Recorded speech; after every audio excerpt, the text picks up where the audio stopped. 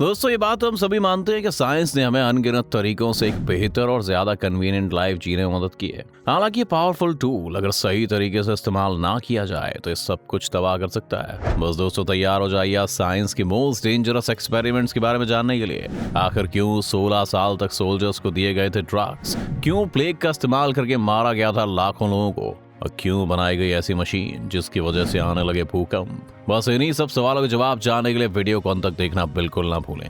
पर वीडियो शुरू होने से पहले अगर आप चैनल पर नए हैं या आपने अभी तक चैनल को सब्सक्राइब नहीं किया है तो चैनल को सब्सक्राइब करना और बेल आइकन दबाना बिल्कुल ना भूलें ताकि हमारे चैनल की कोई भी वीडियो आपसे मिस ना हो जाए। Number 1, project MK ultra. दोस्तों ये project American intelligence agency CIA की कोशिश थी जिसका मोटिव लोगों के दिमाग को कंट्रोल करने में मास्टर करना था। दोस्तों ये एक्सपेरिमेंट 1950 से शुरू होकर 1966 तक चला था। इसमें पार्टिसिपेंट्स को LSD जैसे ड्रग्स दिए जाते थे और बस इतना ही नहीं, आपको बता दें कि एक्सपेरिमेंट का नतीजा पाने के लिए लोगों को ब्रेन वॉश किया गया, उन्हें हिप्नोटाइज किया जाता था। बात यहीं तक नहीं रुकी, फिजिकल टॉर्चर के साथ साथ उन लोगों के साथ सेक्सुअल अब्यूज भी किया गया। उन लोगों के साथ कई तरह का मेंटल टॉर्चर भी किया जाता था। इस रिसर्च के जरिए केमिकल वेपन्स बनाने और उसके असर देखे जाने थे ताकि ड्रग्स से दिमाग पर कंट्रोल किया जा सके।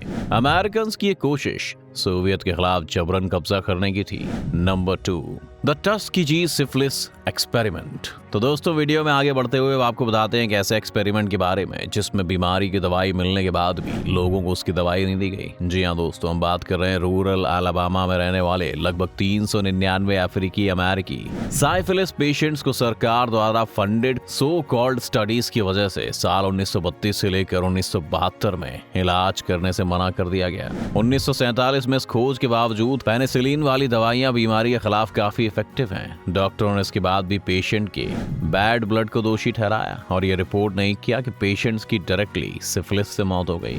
US the public health service ने नेचुरल प्रोग्रेशन की स्टडी और खोज करने के लिए एक्सपेरिमेंट किया और सिफिलिस के इफेक्ट्स का इलाज नहीं किया गया। एसोसिएटेड कॉम्प्लिकेशंस की वजह से 100 पेशेंट्स की मौत हो गई जबकि 28 रोगियों की डायरेक्ट साइफिलिस से मौत हो गई।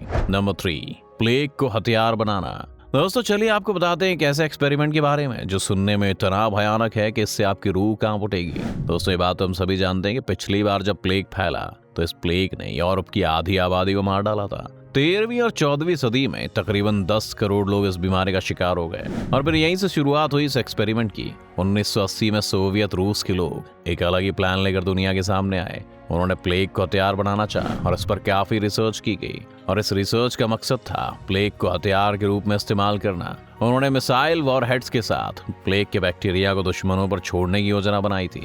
ऐसा कहा जाता है कि सोवियत्स ने दुश्मनों के खिलाफ आजमाने के लिए सैकड़ों टन एंथ्रेक्स और सैकड़ों टन स्मॉल पॉक्स वायरसेस को भी इकट्ठा किया था।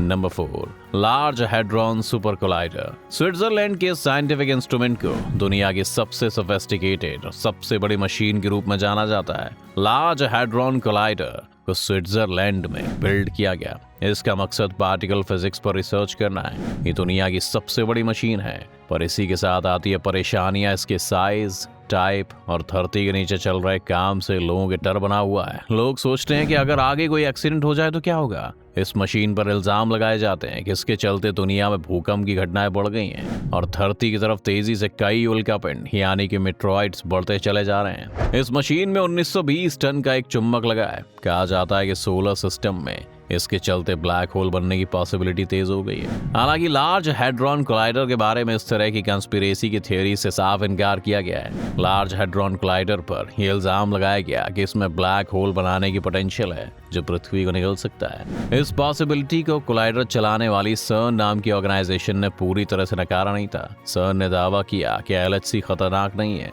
लेकिन ये भी एडमिट किया कि किसी टाइप का ब्लैक होल बन सकता है। सर्न ने अपनी स्टेटमेंट में कहा कि LHC कॉस्मोलॉजिकल सेंस में ब्लैक होल प्रोड्यूस नहीं करेगा।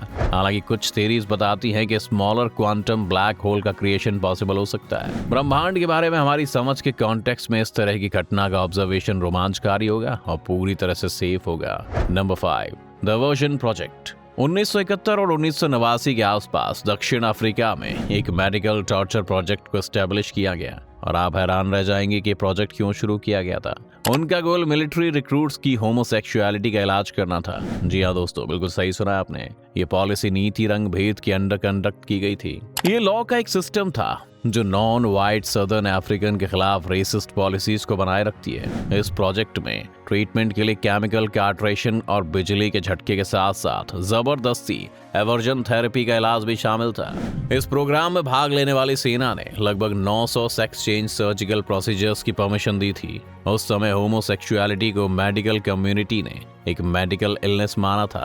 प्रोजेक्ट के professor chief psychiatrist doctor Aubrey Levin पर ह्यूमन राइट्स का वायलेशन करने का इल्जाम लगाया गया था और बाद में उन्हें इंटरनेशनल ऑर्गेनाइजेशंस द्वारा जेल की सजा सुनाई गई थी। Number 6, the trinity test. दुनिया के पहले न्यूक्लियर टेस्ट को इस तरह की लिस्ट में नहीं रखना दोस्तों, ऐसा तो हो ही नहीं सकता। वर्ल्ड वॉर 2 में परमाणु बम डेवलप करने और मिलिट्री एडवांटेज हासिल करने की अंधी दौड़ में अमेरिका ने सीक्रेटिव मैनहट्टन प्रोजेक्ट को एस्टेब्लिश किया। इसके रिजल्ट में ट्रिनिटी टेस्ट हुआ, जो 16 जुलाई 1945 को न्यू मैक्सिको के रेगिस्तान में पहली बार परमाणु हथियार का विस्फोट था। जबकि साइंटिस्ट अपने काम में रिलेटिवली कॉन्फिडेंट थे। कुछ फेमस स्केप्टिक्स थे जो सोचते थे कि क्या बम फटेगा और शायद ही दुनिया खत्म होने की वजह बनेगा। कुछ लोगों ने तो ये भी सोचा कि क्या बम पृथ्वी के लिविंग और नॉन लिविंग जीवों को पूरी तरह से खत्म कर देगा।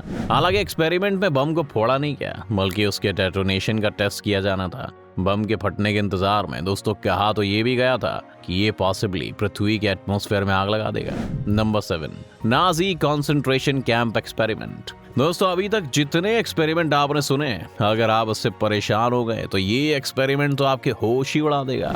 Nazi doctor Joseph Mengele prototypical evil scientist थे जो अपने कॉन्सेंट्रेशन कैंप एक्सपेरिमेंट्स के लिए जाने जाते थे, जो जुड़वा बच्चों पर खास तौर पर ध्यान देते थे, वो भी ज्यादातर ज्यूइश और रोमा यानी जिप्सी पर। दोस्तों ऐसा माना जाता है कि हेरिडिटी पर स्टडी करने के इंटरेस्ट में एसएस फिजिशियन मेंजेल ऐसे अत्याचारों के लिए जिम्मेदार थे, जैसे कि एनेस्थेटिक्स के बिना लोगों के बॉडी पार्ट्स को हटाना, डेडली बैक्टीरिया के इंजेक्शन लोगों को देना, डिसमेंबरमेंट, हाइपोथर्मिया को इंड्यूस्ड करना, लोगों को मलेरिया से इन्फेक्ट करना, लोगों पर सरसों के गैस का इस्तेमाल करना, जबरन नसबंदी, कैदियों को अलग अलग जहर देना, बैक्टीरिया से घावों को इन्फेक्ट करना और उन घावों को लकड़ी से छीलन और कांच से भरना शामिल था। ऐसे ही कुछ जानलेवा एक्सपेरिमेंट लोगों पर किए जाते थे।